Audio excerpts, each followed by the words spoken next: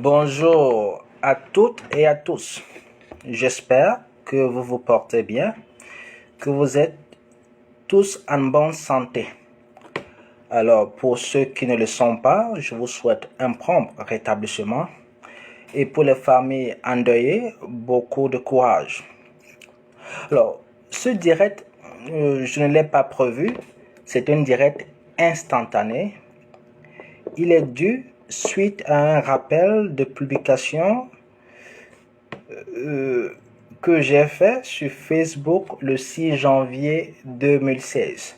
Comme vous le savez, à chaque fois que vous faites une publication, à tous les ans, Facebook vous la rappelle à la même date. Donc aujourd'hui, c'est le 6 janvier et Facebook m'a apporté à mon attention une publication, un article que j'avais écrit le 6 janvier 2016. Donc ça fait 5 ans que j'ai écrit cet article-là. Donc ça fait déjà beaucoup d'années que j'enseigne et je parle du Mbor et de la Bassaïté. Ça fait beaucoup d'années aujourd'hui. Pour ceux qui sont encore nouveaux dans les réseaux sociaux, alors pour ceux qui ne me connaissent pas, c'est pourquoi j'ai plus besoin de me présenter. Alors, mais depuis les 2 dernières années, j'ai mis un frein parce que j'ai d'autres activités, comme je l'ai toujours dit. Et en passant, je suis l'auteur de cet ouvrage. Vous pouvez l'acheter sur Amazon. Et sur l'ouvrage est aussi disponible en librairie. Alors, la publication, comme j'étais en train de le dire, Facebook a porté à mon attention aujourd'hui une publication que j'ai faite le 6 janvier 2016. J'ai la publication ici sur ma tablette. En fait, c'est un article et j'avais intitulé l'article La Bassaïté des Bamlékés, le cas des Bamoun. La Bassaïté des Bamlékés, le cas des Bamoun. Alors, je pense que le titre dit tout. Donc, ici, c'est le but de cet article, c'était de montrer, de prouver la bassaïté des Bamoun. Donc, qui sont les Bamoun? C'est un peuple à l'ouest du Cameroun, un peuple bamléké à l'ouest du Cameroun. Bien qu'ils n'aiment pas réclamer leur côté bamléké. Alors, mais c'est un peuple, à leur origine, sont des Bagantés. Alors donc j'avais écrit cet article-ci afin de montrer leur bassaïté. Car comme je le dis toujours, nous sommes dans un monde bassa, le monde tout entier est bassa. Alors donc on n'est que tribaliste lorsqu'on ne connaît pas son histoire. Alors le tribalisme et le racisme, ce sont des idées qui dérivent de l'ignorance. Et lorsqu'on est éclairé, on ne peut pas les épouser. Alors, j'avais utilisé plusieurs points ici, sur cet article-ci. L'article est très long, donc je ne vais pas le lire. J'avais utilisé plusieurs points ici pour montrer la bassaïté des Bamoun. Tout d'abord, j'avais pris une dimension d'abord religieuse. Sur le plan religieux, nous avons les symboles. Et nous avons les mêmes symboles. Alors, vous savez, la religion a cette dimension. Nina Smart avait prouvé cette dimension d'une religion. C'est donc pourquoi j'avais écrit un ouvrage qui n'est pas encore publié, c'est encore un manuscrit. Voici celui qui est déjà publié là. J'avais écrit un manuscrit intitulé Notre tradition, notre religion. Donc je démontre le côté religieux de notre tradition en partant de cette dimension de la religion de Nina Smart. Parce que c'est cette dimension-là qui fait, qui établit une religion en fait. Parce qu'on a tendance à dire que nous les Africains, on n'a pas de religion. Mais la tradition est une religion. Car cette dimension qui fait du christianisme une religion, on retrouve également cette dimension dans notre tradition. Pas dans nos traditions, mais dans notre tradition. Car comme je le dis, il n'y a pas les traditions africaines. Il y a une tradition africaine et des cultures africaines. Il y a une tradition africaine et les cultures africaines. Les cultures sont différentes, mais pas la tradition. Alors, que vous réclamez Bamleke, Ngorle Toubayen ou Betty, je ne sais quoi d'autre, nous avons tous la même tradition. Mais nous n'avons pas tous la même culture, car la culture dépend du temps, de l'espace. La culture dépend du temps et de l'espace. C'est donc pourquoi la culture est définie comme étant l'ensemble de solutions qu'un peuple a trouvées à un moment donné de son histoire afin de faire face aux problèmes de son environnement et de son temps. Alors, même si nous sommes deux frères Bassar, de même père et de même mère, étant donné que nous ne vivons pas dans une même région, forcément, nous n'aurons pas la même culture. Donc, ce n'est pas la culture qui nous définit. Donc, ce n'est pas la culture qui nous définit. Nous sommes définis par la tradition et qui est la même. Alors, nous allons revenir sur le cas Bamoun. Alors, j'avais pris plusieurs dimensions. J'avais essayé de démontrer la basséité des Bamoun sur plusieurs dimensions. Tout d'abord, j'ai pris une dimension matérielle. Parce que sur les 7 dimensions de la religion qui ont été définies par Nina Smart, il y a d'abord une dimension matérielle. Et dans la dimension matérielle, nous avons les symboles. Alors, par exemple, dans le christianisme, ils ont un symbole qui est la croix. Et comme je l'ai toujours dit, la croix n'est pas un symbole chrétien, c'est un symbole purement Bassa qui existait des millénaires avant les chrétiens. Non? Juste pour que les uns et les autres me comprennent, c'est pourquoi j'ai pris cet exemple-là. Alors, maintenant, nous avons les symboles. C'est ce que, alors, Nina Smart parle de la dimension matérielle. Alors, lorsque vous allez chez les Bamoun, vous allez voir que ils ont 2 animaux symboliques. Ils ont l'araignée et le serpent en 2 têtes. L'araignée et le serpent à 2 têtes. Alors, lorsque vous allez au palais Bamoun, à l'ouest du Cameroun, alors tout d'abord, ce genre de direct est très important parce qu'il y a un tribalisme très accentué au Cameroun. Donc, il faudrait que les uns et les autres se reconnaissent comme des frères. Avant d'y revenir sur le cas Bamoun, je vais citer ici, j'avais cité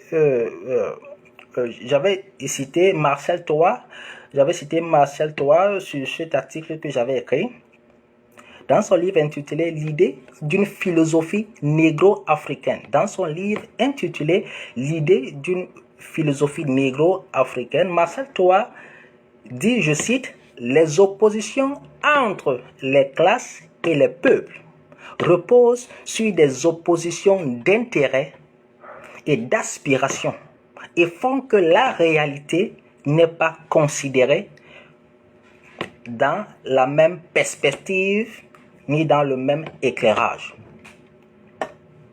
Alors, aujourd'hui, j'aimerais donc que nous voyons ça tous dans la même perspective et dans le même éclairage au-delà des appartenances politiques.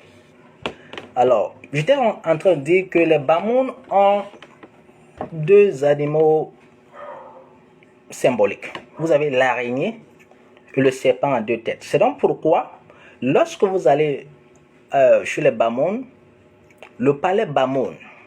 Le palais Bamoun, à l'entrée, c'est la tête d'un serpent. C'est la tête d'un serpent. C'est pourquoi au Cameroun, on appelle les Bamoun les serpents à deux têtes. On dit qu'il ne faut pas faire affaire avec les Bamoun parce que ce sont les gens qui ne sont pas sérieux, ce sont les serpents à deux têtes. Parce qu'on ne comprend pas ce que veut dire serpent à deux têtes. Ça, c'est du mysticisme. Ça n'a rien à voir avec la réalité ou avec la moralité des Bamoun. C'est un peuple vraiment qui a une moralité très élevée. Au Cameroun, c'est un peuple qui a une moralité très élevée. Alors, le serpent à deux têtes, ça démontre tout simplement les deux dimensions de l'univers. Une partie visible et une partie invisible. Une partie matérielle, une partie spirituelle, immatérielle. D'autres disent également que dans l'histoire Bamoun, les Bamoun ont lutté à un même moment donné, deux guerres. Deux guerres au nord et au sud en même temps. Donc, en même temps, ils luttaient au sud, ils avaient des ennemis au sud et en même temps, ils avaient des ennemis au nord. C'est donc pourquoi ils ont pris comme symbole le serpent à deux têtes. Mais ça, c'est tout simplement de la mythologie. C'est de la mythologie. Ça n'a rien à voir avec la réalité elle-même. Ça n'a rien à voir avec la réalité elle-même. Alors, donc vous avez donc l'araignée, vous avez le serpent à deux têtes qui symbolise les Bamoun, surtout le serpent à deux têtes. Alors, lorsque vous allez ici chez les Ngor-le-Toubayen,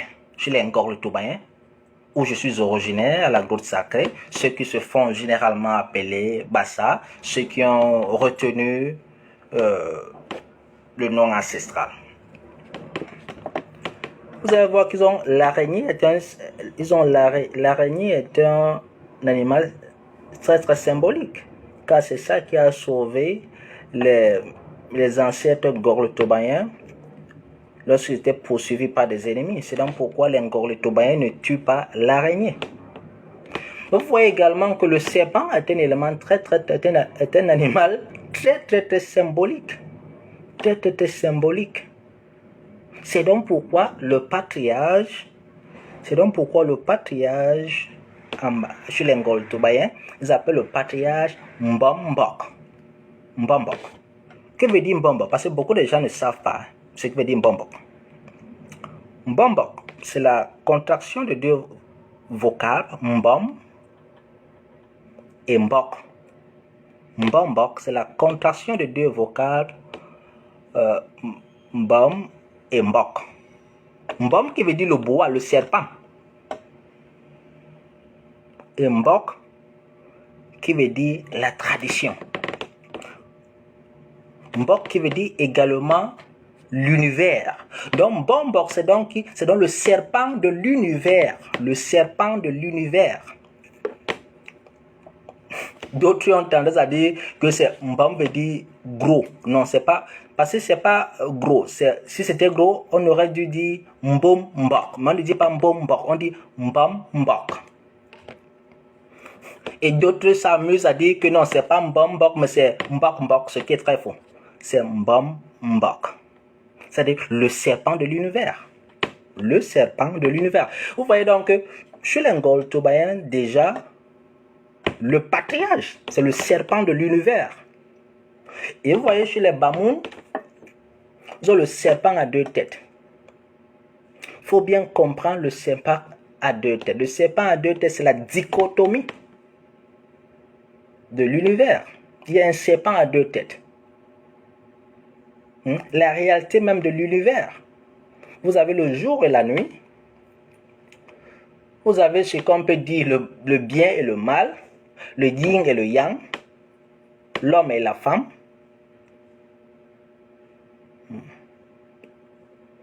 Lorsque vous lisez la mythologie chrétienne, vous allez voir que le même serpent qui sort les Juifs de la captivité égyptienne. Alors ça, c'est de la mythologie. ce que j'appelle en Ngoltubayen, Ngengen. Ça, c'est la mythologie parce que ces événements n'ont jamais eu lieu. Alors, pour comprendre cela, il faut savoir que je parle de 7 dimensions de la religion. Les 7 dimensions de la religion de Nina Smart. Et sur les 7 dimensions de la religion, il y a bien un côté mythologique là-dessus. Chaque religion a un mythe. Ngengen. Et c'est quoi le mythe en réalité? C'est une vérité qui a été banalisée, afin qu'elle ne soit pas à la portée de beaucoup d'entre nous. Car la vérité ou la connaissance ne doit qu'être à la portée des initiés. C'est donc pourquoi chaque religion a des mythes. Donc, vous voyez donc que les Juifs qui sont de la captivité égyptienne, c'est de la mythologie. Ici, pour mieux comprendre cette mythologie, il faut comprendre ce qui se passe en Ngorletouba. Car la Bible est Ngorletoubayen. Alors, mais ce n'est pas ça le but de ce direct. Parce qu'il ne faut pas trop qu'on s'écarte sur le Kabamoun. Alors, donc, vous voyez donc que c'est la mythologie chrétienne. Vous allez voir que le même serpent qui sort, qui délivre les Juifs de la captivité égyptienne. C'est la mythologie. Donc, ces faits ne se sont jamais produits. C'est donc pourquoi ces événements-là ne sont pas enseignés dans les cours d'histoire à travers le monde. C'est pas enseigné dans l'histoire, c'est pas de l'histoire. Alors, donc, le même serpent qui sort les Juifs de la captivité égyptienne, c'est le même serpent qui va entraîner le mal. C'est le même serpent qui va amener le mal sur la terre. Lorsque nous allons sur la mythologie de la Genèse, car c'est le serpent qui a demandé à Ève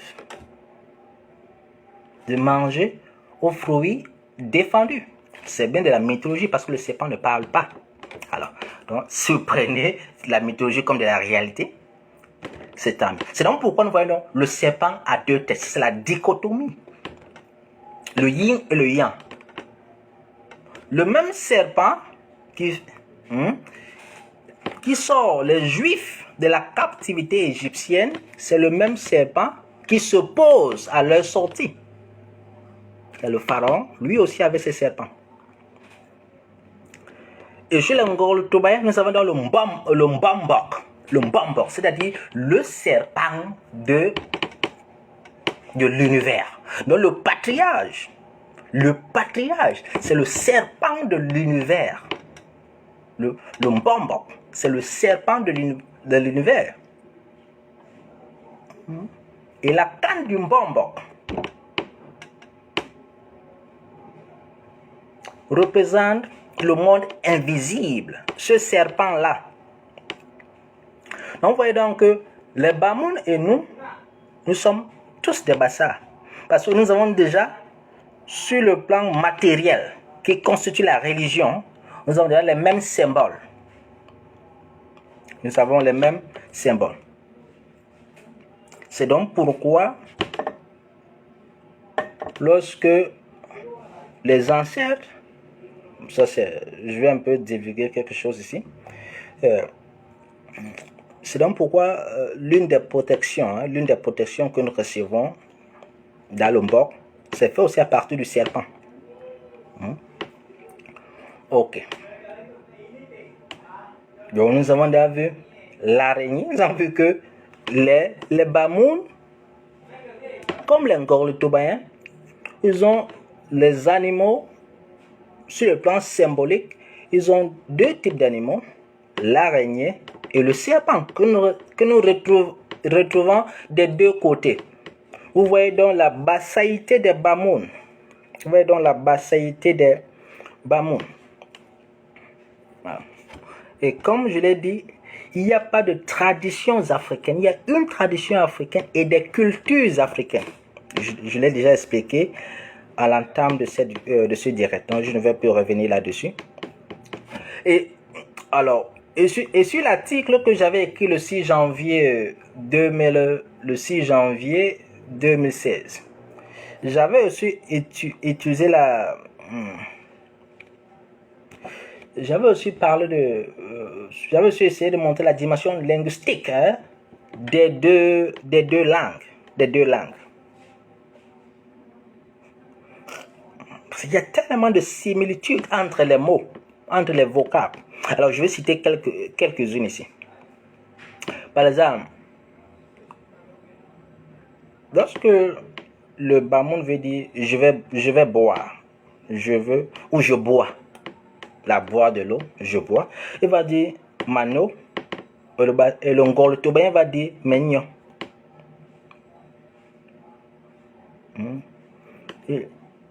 Et lorsqu'ils veulent tous dire, lorsque les deux peuvent dire que fille, ils vont dire ngo, la fille, ngo. Donc lorsque un Bamoun veut dire fille bassa, le Bamoun va dire ngo bassa, et les Ngolo-Tobayen, eux aussi vont dire ngo bassa. Alors, si par exemple un Bamoun veut dire je t'aime, il va dire ma gwe wu. Et les Ngolo-Tobayen vont dire mais gwe soué. Vous voyez donc le vocable est tellement similaire. Les vocables sont tellement similaires. Alors ça, ce n'est que quelques-uns. L'article est tellement long que je ne vais pas revenir là-dessus. Alors donc, ici, nous voyons bel et bien que les Bamoun, comme tous les autres peuples du Cameroun, d'Afrique du monde, sont des Bassa. Donc, l'article que j'ai publié le 6 janvier 2016, je reviens, était intitulé « La bassaïté des Bamléké, le cas des Bamoun ». Alors, alors, pour terminer, je vais mettre, je pense pas que cela soit important de mentionner cela ici. Alors, je vais mettre un terme ici à ce direct. Merci à tous ceux qui ont participé, qui ont suivi. Alors, je vous souhaite, et en passant, Yatou, I can see you there. I wish you a lovely new year. All the best, you're still very beautiful. All the best for you in the US. I see your picture every time on Facebook. You're looking good. So I wish you all the best, Keep it up. Ok, alors merci infiniment d'avoir écouté. Je vous souhaite une excellente journée. Portez-vous bien et à très bientôt.